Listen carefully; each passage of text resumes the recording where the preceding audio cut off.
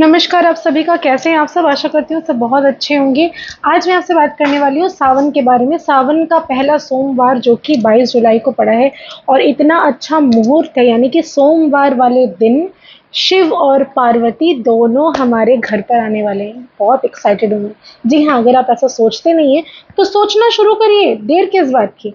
क्योंकि सचमुच ऐसा होता है कि चतुर्मास जो शुरू हो गई है, भगवान विष्णु तो योग निद्रा में चले गए हैं और अपना सारा कार्यभार सारे देवताओं को देकर गए हैं। और इसीलिए ये जो सावन का महीना है बहुत ही इम्पोर्टेंट, बहुत ही खुश रहने वाला और बहुत ही ज़्यादा पेड़ पौधे लगाने वाला महीना है। तो चलिए, आज मैं आपको ऐसे ऐसे खास उपाय और अचूक उपाय आपको बताने वाली हूँ, जिससे अगर आप सावन में कर लेते हैं तो यकीन मानिए ज़िंदगी में से सारी परेशानियाँ ऐसे ऐसे करके गायब हो जाएगी और आपके फाइनेंशियल कंडीशन अच्छे होने लगेंगे। क्या क्या है खास उपाय, तो बात करेंगे इस बारे में।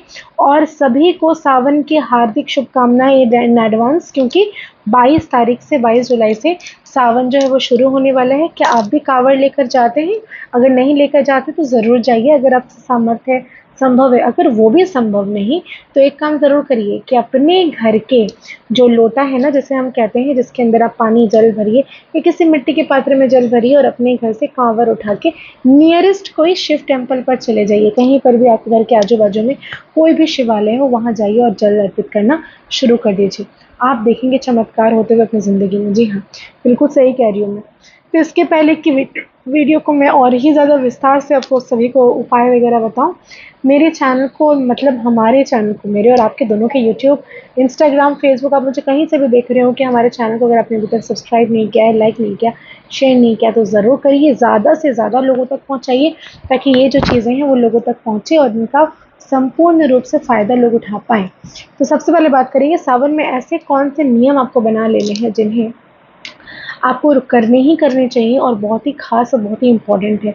वो ये कि कोई एक चीज़ ज़रूर छोड़िए सावन में, मतलब या फिर खाने-पीने का कोई सामान या पहनने का कोई सामान। कंघी छोड़ दीजिए, करना पॉसिबल नहीं है। ज़मीन पे सोना शुरू कर दीजिए, पॉसिबल नहीं है। चप्पल छोड़ दीजिए, पॉसिबल नहीं है। बैंगन खाना छोड़ दीजिए, पॉसिबल है ना? हाँ, है। कुछ भी एक चीज़ छोड़िए, जो भी आपके प्रिय फल, जैसे आम छोड़ दीजिए।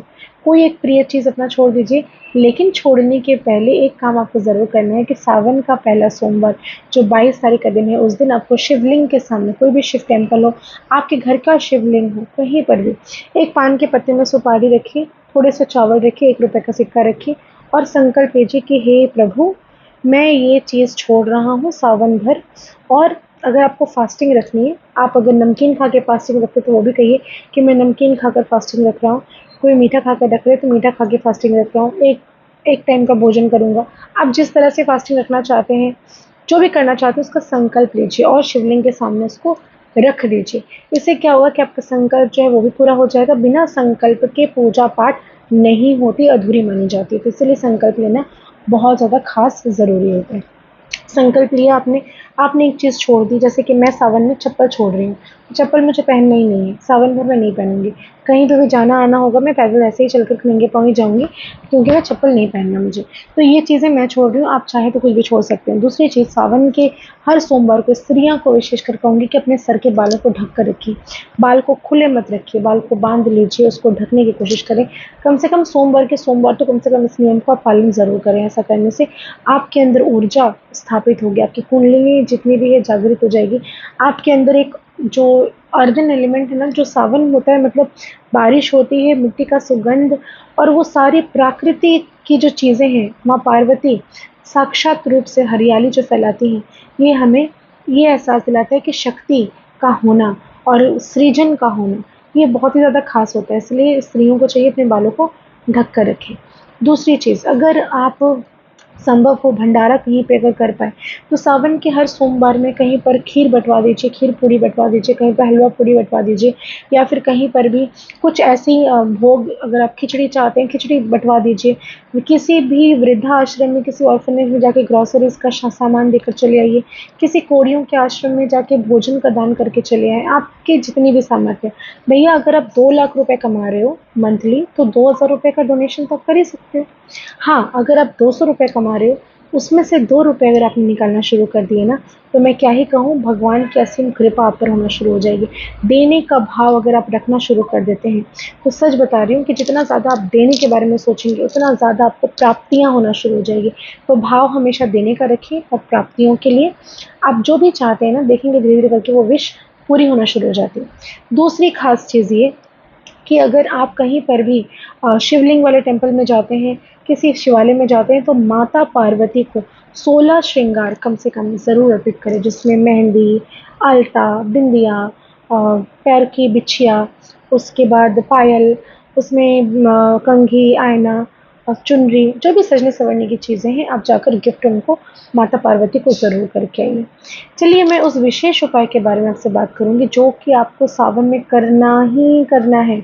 अगर आप चाहते हैं ज़िंदगी में खुश रहना, ज़िंदगी में सुखी रहना, यश, मान, सम्मान, धन, वृद्धि, पैसा, अपने फैमिली में बॉन्डिंग अगर आप चाहते हैं, तो एक काम आप ज़रूर करिए, सावन का पहला सोमवार ज़रूर से ज़रूर शहद डालकर शिवलिंग का अभिषेक करें। इसके बाद आपको शहद का भोग माँ पार्वती को पान के पत्ते के ऊपर लगाना है, और जो बचा हुआ शहद है उसे अपने घर पर लाकर भोजन में मिक्स करके घर परिवार के साथ बैठकर खाना है। ऐसा करने से आपके घर में जितनी भी मिसअंडरस्टैंडिंग्स क्रिएट होकर हैं, जितने भी झगड़े हो रहे हैं, वो सारे आपस में बॉन्डिंग होना शुरू हो जाएगी।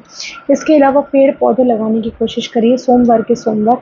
अगर आपसे संभव नहीं तो कम से कम पहले सोमवार और आखिरी सोमवार में कोई भी पेड़ पौधा आप किसी सार्वजनिक जगह पर भी लगा सकते हैं, आप अपने घर के गमले में भी लगा सकते हैं, आप तुलसी का पौधा भी लगा सकते हैं, बेलपत्र का पौधा भी लगा सकते हैं, संपूर्ण आपके ऊपर है। ऑनलाइन भी ऑर्डर आप कर सकते हैं, कियारा बोलकर एक ऐप है, वहाँ पे जाकर कोई भी प्लांट्स ऑर्डर कर सकते हैं। और नहीं, मैं ऐड नहीं दे रही हूँ किसी भी, नहीं मुझे इसके पैसे मिले, आई एम सॉरी, लेकिन फिर भी मैं बोल रही हूँ कि मैं एक्सपीरियंस्ड हूँ, मुझे पता है कि वो अच्छे फ्लावर्स वगैरह, गाछ जो प्लांट्स हैं वो प्रोवाइड करते हैं। आप कहीं से भी जाके खरीदिए और प्लांट ज़रूर करिए, और उसका केयर करिए, टेक केयर करिए। दूसरी खास चीज़, बहुत ही विशेष और ख़ास उपाय, 3 दीपक आपको याद रखने हैं, 3 दिया आपको जलाना है। कहाँ-कहाँ जलाना है? पहला दिया आप जलाएँगे ईशान कोण में। ईशान कोण में जब दिया प्रज्वलित करेंगे, घी का दीपक होना चाहिए, उसमें थोड़ा-सा केसर डाल दीजिए, 1-2 थ्रेड केसर के डाल के आप ईशान कोण में अपनी कुल देवी का स्मरण करके, माँ पार्वती, माँ गौरा का स्मरण करके, शंकर भगवान के स्मरण करके आप वहाँ पे प्रज्वलित करें।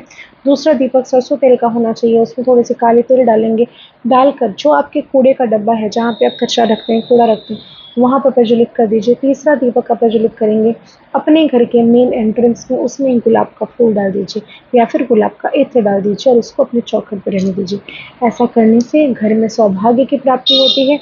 विशेष रूप से आपको कोई परेशानी चल रही होगी, वो परेशानियाँ दूर होती हैं और चीज़ें बेहतर होना लाइफ में शुरू हो जाती हैं।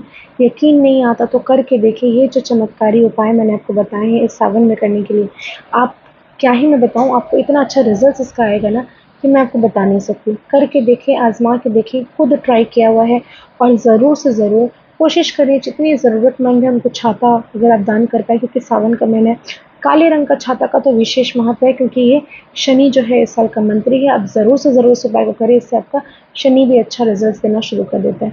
तो आशा करती हूँ मेरी जो वीडियो है आपको पसंद आ रही होगी।